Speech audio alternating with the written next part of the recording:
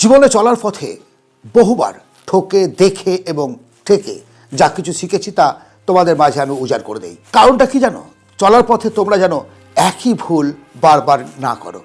আমি আমার জীবনে লক্ষ্য করেছি, বা তুমিও তোমার জীবনে হয়তো উপলব্ধি করেছো, যখন তুমি কোথাও গেছো, হয়তো বা অনুষ্ঠান বাড়ি বা কোনো আত্মীয়ের বাড়ি বা কোনো একটা বন্ধুদের মহলে, তখন তোমাকে প্রশ্ন করেছে তারা, আরে এখন কী করছিস? তুমি যদি কোনো ভালো কাজ করছো তাহলে বুক ফুলিয়ে বলেছো, আর যদি তখনও পর্যন্ত কোনো কিছু করতে পারোনি তাহলে মাথাটাকে নত করে ধীরে বলেছো এখনও তেমন কিছু করতে পারোনি। তাদের রিয়াকশানটা তুমি নিশ্চয়ই ফলো করেছো। যখন তুমি তোমার প্রতিভাটাকে উজ্জ্বল করে দেখাচ্ছ তখন তাদের মুখটা শুকিয়ে গেল। কিভাবে পেয়েছো, কতটা রাত জেগেছো, কিচ্ছু তারা আর জিজ্ঞেস করে না। কিন্তু যখন তুমি পাওনি, তোমার লক্ষ্যে পৌঁছাতে পারোনি তখন কিন্তু তারা মৃদু হেসে জ্ঞান দিতে শুরু করবে, এই কর, অমুক কর, কেন পারলি না, ও পারছে, তুই পারলি না কেন? পাশাপাশি তাকে জিজ্ঞেস করো তুমি তোমার জীবনে কী করেছো, কিছুই জানে না, নো উত্তর। আসলে বিদ্রুপ করতে, ঠাট্টা করতে, তামাশা করতে আমরা ভালোবাসি। আমাদের সেই অনুসারেই মানুষ জাজ করে, কারণ আমি যেমন তেমনভাবেই তোমাকে দেখব, এটাই তো কথা। সবচেয়ে যাকে বেশি ভালোবাসা হয় সেই বেশি আঘাত করে, এটা হচ্ছে রিয়ালিটি, আমাদের সমাজের বৈশিষ্ট্য। আজকের সমাজে এত প্রতিকূল পরিস্থিতি, এত অনাচার, অত্যাচার, এত অস্থিরতা, এর মাঝে কীভাবে বড় হব?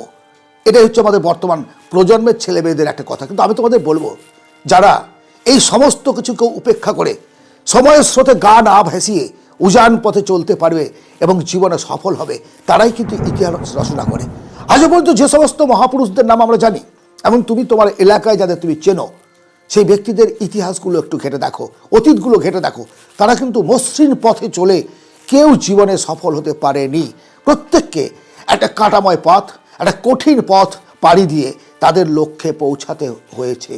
সুতরাং সময়ের স্রোতে ভাসতে হবে এমন কোনো কথা নেই।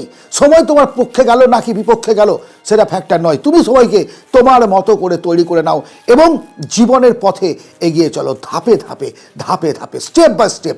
কনসিস্টেন্সি রাখো, একদিন, দুদিন, 3 দিন নয়। লক্ষ্য রাখো 1, 2, 3, 10 বছরের লক্ষ্য রাখো, 2 বছরের লক্ষ্য রাখো। তোমার গোলটাকে তুমি কিভাবে অ্যাচিভ করবে সেই দিকে, কোনো দিকে ভ্রুক্ষেপ করার প্রয়োজন নেই। নিশ্চয়ই লক্ষ্য করেছো, যখন ঘোড়া রাস্তায় চলে তখন দেখবে তার 2 দিকে দুটো এরকম টুনি লাগানো থাকে। কারণ বলতো, কারণ তার দৃষ্টিশক্তি যেন তার লক্ষ্যের দিকে থাকে, বিক্ষিপ্ত না হয়, সে যেন এদিক ওদিক ছুটতে না পারে। আমরা আমাদের জীবনে যদি ওই সেরকম দৃষ্টি না রাখতে পারি তাহলে ভাই জীবনে কিছু করা যাবে না। আর জীবনে যদি কিছু করতে চাও তাহলে অজুহাত বন্ধ করো, ও পারেনি আমিও পারবো না, এই ভাবনা আজ এই মুহূর্তে মস্তিষ্ক থেকে ডিলিট করো। কারণ ইউ আর ইউনিক। এই পৃথিবীর বুকে কোটি কোটি মানুষ, তার ভিড়ে তুমি একা। কারণ তোমার আঙুলের ছাপ, চোখের মনি, সমস্ত কিছু আলাদা। কেন সৃষ্টিকর্তা আলাদা করে পাঠিয়েছেন? কারণ তোমার মধ্যে যে পাওয়ার আছে সেটা আমার মধ্যে নেই। তুমি যেটা করতে পারবে সেটা অন্য কেউ করতে পারবে না। আইনস্টাইন রবীন্দ্রনাথ নন, সচিন তেন্ডুলকর মেসি নন। কথাগুলো মনে রাখবে, কারণ প্রত্যেকটা মানুষের মধ্যে পাওয়ার আছে। তোমার পাওয়ারটা কোথায়, সেই পাওয়ারটা তোমাকে খুঁজে বার করে আনতে হবে এবং তারপর সেটাকে ফিল্ডে অ্যাপ্লাই করে, প্রয়োগ করে, বারবারের প্রচেষ্টায় সফল হয়ে মানুষের সামনে মাথা উঁচু করে দাঁড়াতে হবে। হ্যাঁ, তখন দেখবে যারা আজ তোমাকে নিয়ে ঠাট্টা, তামাশা, বিদ্রুপ, বিভিন্ন রকমের ব্যঙ্গ এই সমস্ত করছে না, তারা তোমার পেছনে পেছনে ছুটবে। টাকা, বাড়ি, সম্পত্তি, নারী, সমস্ত কিছু তোমার পেছনে ছুটবে, তোমার পেছনে ছুটবে। তোমাকে কিছুর জন্য ছুটতে হবে না। কাজ করো, কাজ করবো অথচ অর্থ ইনকাম হবে না, এটা হতে পারে না। তুমি যদি কাজের পেছনে ছোটো, অ্যাক্টিভভাবে কাজ করো এবং সঠিক কাজ করো, টাকা তোমার জন্য কাজ করবে, টাকা তোমার পেছনে ছুটবে। আর তুমি যদি লোভে পড়ে, দ্রুত ধনী হওয়ার চক্করে পড়ে টাকার পেছনে ছুটতে থাকো, তাহলে আসল কাজটাই তুমি করে উঠতে পারবে না। হয়তো সাময়িকভাবে ক টাকা ইনকাম করবে ঠিকই, কিন্তু মানসিক শান্তি, পারিবারিক শান্তি, শারীরিক শান্তি এবং সামাজিক শান্তি কোনোটাই তোমাকে থাকবে না। 2 নম্বরই করে ইনকাম করে তুমি দেখাও আমাকে একজন মানুষ সুখে আছে। হ্যাঁ, সাময়িকভাবে ভাল লাগে, ধনচে গাছের মতো লক লক করছে টাকা পয়সা, কিন্তু শেষ জীবনে জেল খাটতে হচ্ছে, নাহলে ছেলের হাতে মার খাচ্ছে, নাহলে সামাজিক একটা অসম্মান, চোর ইত্যাদি অপবাদ নিয়ে তাকে বাঁচতে হচ্ছে। কতদিন তুমি এভাবে সহ্য করবে? না, পরিষ্কার নিজের মেরুদণ্ড সোজা করে দাঁড়াও। কে কী করছে তোমার দেখে লাভ নেই। তুমি তোমার জন্য পরিশ্রম করো। আবার বলছি, লাগাতার পরিশ্রম করো। একদিনের প্রচেষ্টায় একবার ফেল হয়েছে মানে আর নয়, এটা ভাববে না। একই কাজ বারবার করতে থাকলে সেই কাজটা এত সুন্দরভাবে শেষ হয় কল্পনাই করতে পারবে না। প্রত্যেকটা রিসার্চ এবং আবিষ্কারের পেছনে এই যুক্তিটাই কাজ করে। কোনো কিছুই চিরস্থায়ী নয়। আজ তুমি যে অবস্থায় আছো, যত কষ্টে আছো, যত দুঃখে আছো, এটা চিরস্থায়ী নয়।